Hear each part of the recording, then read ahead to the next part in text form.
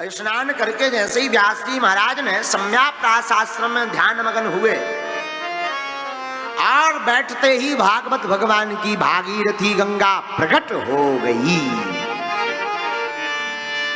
गणेश भगवान ने भागवत को लिखा, व्यास जी श्लोक बोलते गए और गणेश जी ने 18,000 श्लोकों की पावन संगता श्रीमद् भागवत कथा का निर्माण करवा दिया, जिसमें गोविंद के मधुर मधुर गुणानुवाद श्लोकों का गायन लिख दिया, जिसे पढ़ करके आज तो ठीक हजारों वर्षों तक जिन्हें पढ़ पढ़ करके गोविंद की प्राप्ति होगी, ऐसी मधुर भागवत कथा की रचना हो गई।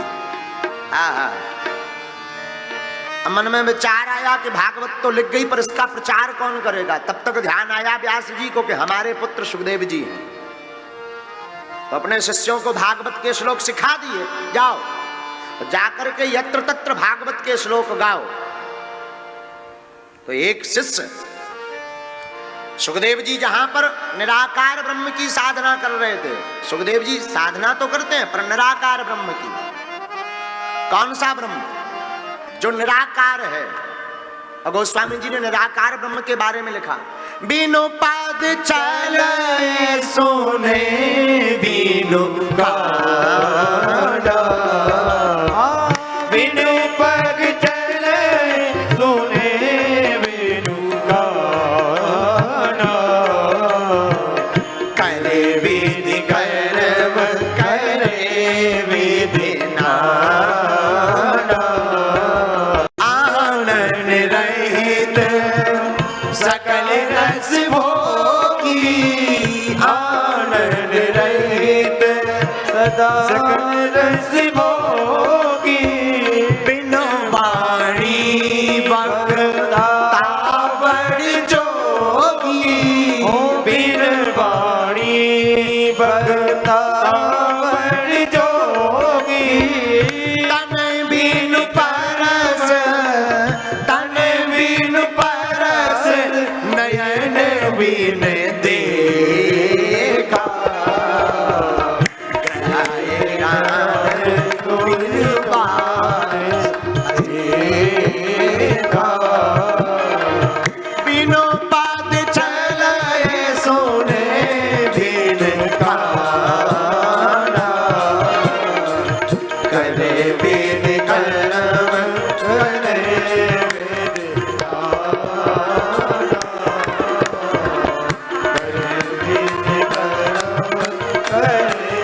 बिन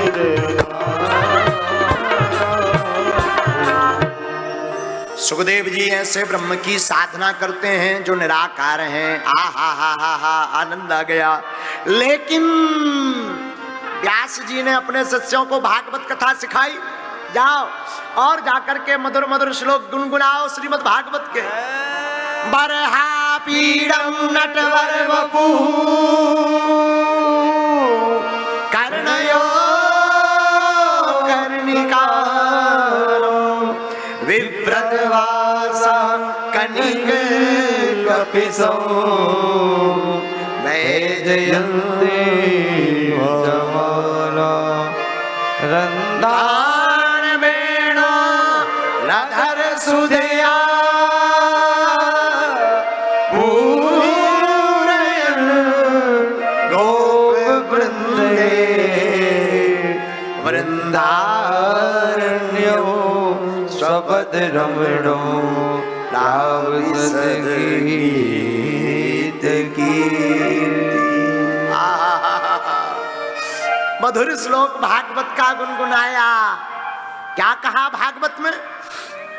ये भगवान के रूप का वर्णन कर रहा है श्लोक।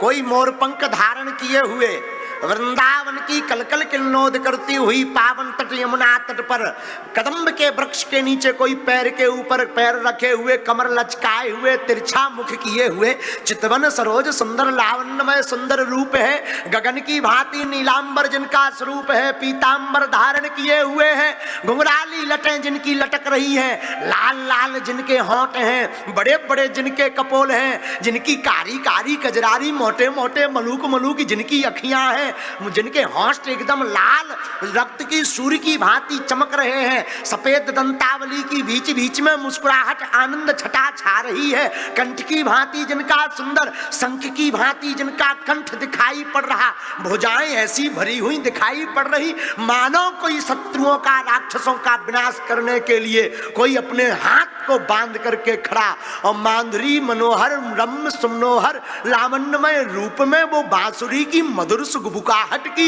सुंदर लावण्यमय वो स्वरूप स्वर, जिसे देखकर कलकल किन्नौद करती हुई जमुना जी का जल भी थम करके पत्थर बन जाता। ऐसे ब्रज वृंदावन बिहारी लाल वृंदावन में खड़े हुए हैं।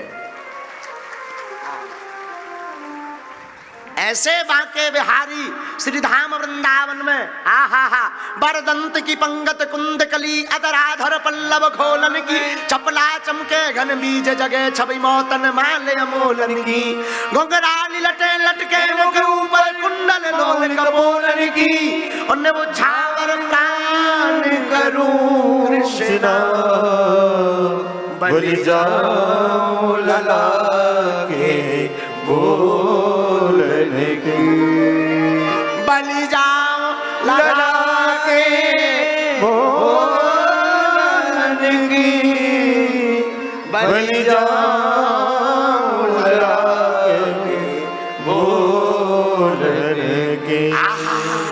कोई इतना सुंदर, हाँ ब्रह्मादि देवता भी इस रूप की माधुर्य मनोहरता को देख करके, चार मुख वाले ब्रह्मा जी की 8 आंखें जिन पर टिक जावे, हैं कोई इतना सुंदर, पंचानन महेश श्रीभूत भावन महादेव जिनके 10 नेत्र और त्रिनेत्रधारी जिनके 15 नेत्र कहा जाए, और इस लावण्यमय स्वरूप को देख करके जिनके नेत्र की पलके ना झपके, मिलके ना, आंखों एकदम टिकी की टिकी रह जावे, ऐसे मनोहर रूप है। कोई सुंदर इतना प्यारा, आहा हा, वो कोई और नहीं हमारे ठाकुर श्री ब्रजचंद्र कन्हैया ही है। हेरी तेरा सांवलो सलो रूप, बड़ो प्यारो रूप। तो सुखदेव जी ने सोचा, कोई इतना सुंदर, अरे भाई कोई इतना सुंदर हो पर स्वभाव अगर बढ़िया ना हो तो सुंदरता किस काम की है? कोई बड़ा मीठा हो पर स्वभाव सुंदर ना हो तो क्या काम का? कोई एकदम दिखने में बड़ा सुंदर हो, किसी मानो ऐसे समझो कोई बस की बढ़िया डेंटिंग पेंटिंग कर दी जाए, बढ़िया मोटे मोटे मलूक मलूक पर्दा लगा दे जाए, बढ़िया पेंट बढ़िया चित्रकारी रंगोली ठोक दी जाए, पर इंजन पुराना धर दिया जाए, चालू होने पर खटपटाएगी तो क्या बस में बैठने में आनंद आएगा? बोले नहीं। उसी प्रकार कोई सुंदर है पर उसका अगर स्वभाव सुंदर नहीं तो सुंदरता किस काम की है? तब तक व्यास जी के दूसरे शिष्य ने भगवान के स्वभाव का श्लोक गाया। आहा, अहो मकीयं स्तनकालकूटं जिघांसया पाययदा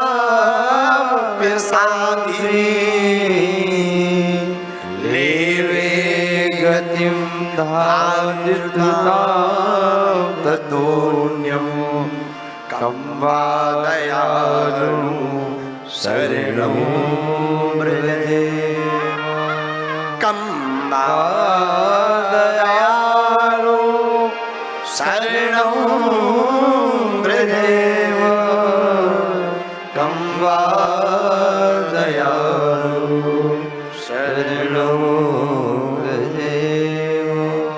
आहा, अहो आश्चर्य, क्या? बकी नाम बकासुर, बकासुर की एक बहन थी जिसका नाम था पूतना। पूतना हमारे ठाकुर जी को मारने के उद्देश्य से आई, विष कालकूट लगाकर अपने स्तनों में आई, पर धन्य है हमारे ठाकुर जी का स्वभाव। क्या स्वभाव? मौसी जी मारने आई, भगवान ने मारा तो, पर जो गति यशोदा मैया को दी अपना धाम, वही गति मारने के लिए आने वाली पूतना मौसी को भी वही धाम दिया।